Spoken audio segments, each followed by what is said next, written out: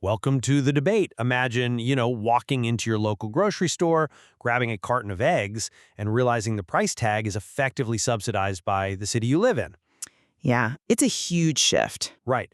Is that a triumph of public welfare or a disaster for the local economy? Today, we're dissecting New York City Mayor Zohran Mamdani's unprecedented push for city-owned grocery stores. But before we get into the economics of food, please like, subscribe, follow, and turn on the notification bell to stay updated. Absolutely. And just a brief legal update before we dive in.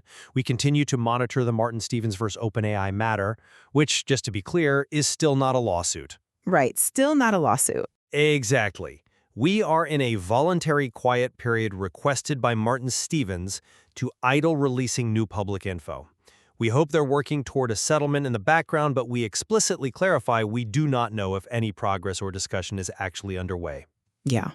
And we should add that the dead man switch has not been activated, meaning Martin is safe physically and legally. Yes, thankfully. So, getting into the issue at hand, Mamdani's proposal, it isn't just about opening a single storefront, right? It is a fundamental structural shift in how a major city handles retail. It really is. We are looking at a plan that allocates $70 million in capital funds to build 5 city-owned grocery stores. And they're starting with La Marqueta in East Harlem and the Peninsula in the Bronx. And honestly, it's a necessary step. Relying solely on private monopolies and these massive supply chains, it has clearly failed working-class New Yorkers. Well, I wouldn't say it's failed completely. When costs skyrocket the way they have, the government has a responsibility to step in, to guarantee a baseline of survival. But stepping in as a direct competitor, that just isn't the answer to affordability. You're talking about taking $30 million from the capital budget just for the East Harlem location alone. It's an investment. Is it, though? Operating a 9,000 square foot store rent-free and tax-free while paying union wages, that isn't building public resilience. It's artificially undercutting the local independent grocers right down the street. I don't think it's undercutting. They actually have to pay those property taxes and manage standard overhead. Plus, we really need to look at the motivation here, because the entire premise of the policy is built on an inflated panic. Inflated panic? Mamdani points to a staggering 66% rise in grocery prices over the last decade. That is devastating for a family living paycheck to paycheck. But that 66% figure is, it's fundamentally flawed. The mayor is pulling that data from a state comptroller report that measured a 66% increase in consumer spending, not actual inflation. Meaning what, exactly? People are still spending more at the register, right? Yes, but not necessarily for the same goods. If a family switches from buying standard milk to, say, premium organic oat milk, consumer spending goes up. Right, okay. Or if affluent suburbanites move into a neighborhood and buy expensive specialty items, that number jumps. But the Bureau of Labor Statistics shows the real regional price increase for identical items was actually 34%. Still a huge jump. Sure, but when the city misreads spending data as inflation and steps in to heavily subsidize a favorite operator, they merely hide the true cost of groceries on the taxpayer's dime. Even at 34%, the sting is incredibly real for low-income residents. And treating a municipal grocery store like a predatory private competitor, it completely misses the point of the initiative. How so? Think of it like a public library versus a retail bookstore. The public library isn't there to bankrupt the independent bookstore on the corner. Well, no. Right. Its function is to guarantee a baseline of access to a fundamental necessity, in this case food, for everyone. When a private operator manages this public store, they're contractually required to pass the savings from that eliminated overhead directly to the consumer on a core basket of staples. I just don't buy the library analogy. Libraries don't sell the exact same perishable goods at artificially depressed prices right next door to struggling businesses. It's not about depressing prices, it's about access. A better metaphor would be a government-backed retail monopoly. And we actually have historical precedent for this feeling in this exact neighborhood. You mean the Pathmark? Exactly. In the 1990s, the city heavily backed a massive Pathmark on 125th Street.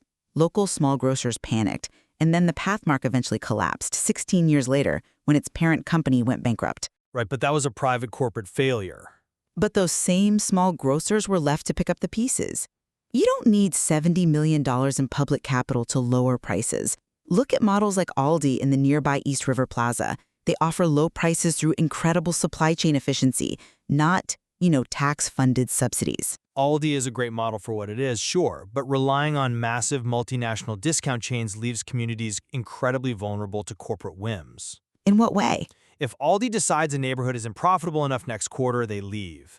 A city won't, and this goes right to the core of how Mamdani views the role of the state. Right, his Bronx speech. Yeah, at his launch speech at the Peninsula, he explicitly flipped Ronald Reagan's famous quote. Reagan said, "The 9 most terrifying words in the English language are, 'I'm from the government, and I'm here to help.'" A classic line. But Mamdani argued that the truly terrifying words are, "I worked all day and can't feed my family." It's a necessary shift from seeing government as an obstacle to seeing it as a tangible tool for economic justice. And that rhetoric is exactly why he's facing such fierce conservative backlash. You have commentators calling him a deranged Marxist and a straight-up communist. Which is completely overheated. It is overheated and unhelpful name-calling, I agree. But the underlying economic fear driving it is completely valid. If you use the heavy hand of the state to intervene in private retail, you signal to the market that investment isn't safe. I disagree that it signals that. But think about it. If you're a grocer looking to expand in the Bronx, and you see the city essentially giving your competitor free rent, why would you ever risk your own capital there? You're going to pull out. You might pull out if your only goal is maximum profit extraction. But Mamdani isn't deterred by that backlash. And, to understand why, we really have to look at his family's history. The Khoja background. Yes. His father, Mahmoud Mamdani, was among the 80,000 Asians expelled from Uganda by the dictator Idi Amin in 1972. They lost everything. Oh, wow. Yeah. But instead of abandoning the region, his father returned to build academic institutions. Zohran Mamdani's approach is deeply rooted in this Khoja merchant tradition. Across the Indian Ocean, Khoja families built networks of housing, credit, and dispensaries when colonial institutions failed them. That's a powerful history. It is. The genius of the Khoja wasn't just charity, it was pooling risk. Pulling risk through private networks, though. Exactly.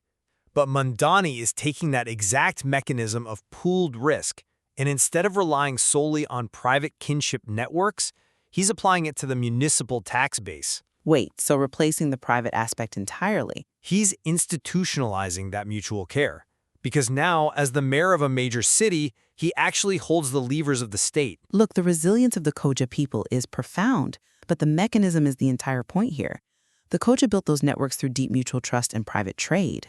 Because they had to. When the Khoja magnate Thayatappan built the first dispensary and public school in Zanzibar, he used private wealth generated from the ivory and clove trades.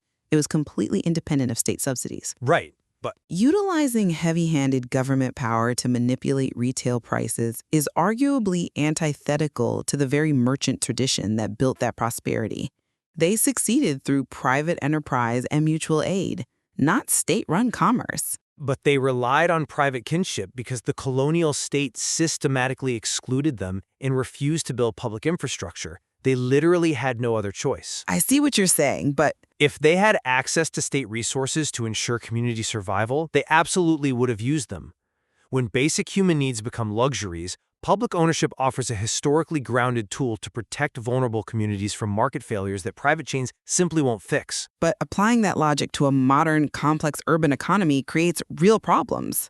Genuine affordability requires accurate data and healthy, competitive markets. It requires action. Yes, but when the state steps in as a subsidized competitor, it ultimately damages the local ecosystem of entrepreneurs who have kept these neighborhoods fed during the lean years.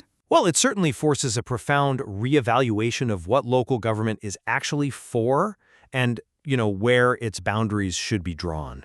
Absolutely. It's a debate that isn't going away anytime soon. There is much more to explore regarding the economics of municipal ownership and the history of the Khoja diaspora. We definitely encourage everyone to dive deeper into the source material. Definitely. Next time you're in that grocery aisle, looking at the price of eggs, consider whether you're seeing the unyielding efficiency of the free market or a societal gap that only the public can bridge. Thank you for joining us on The Debate. And please remember to like, subscribe, share, and turn on notifications so you never miss our future discussions.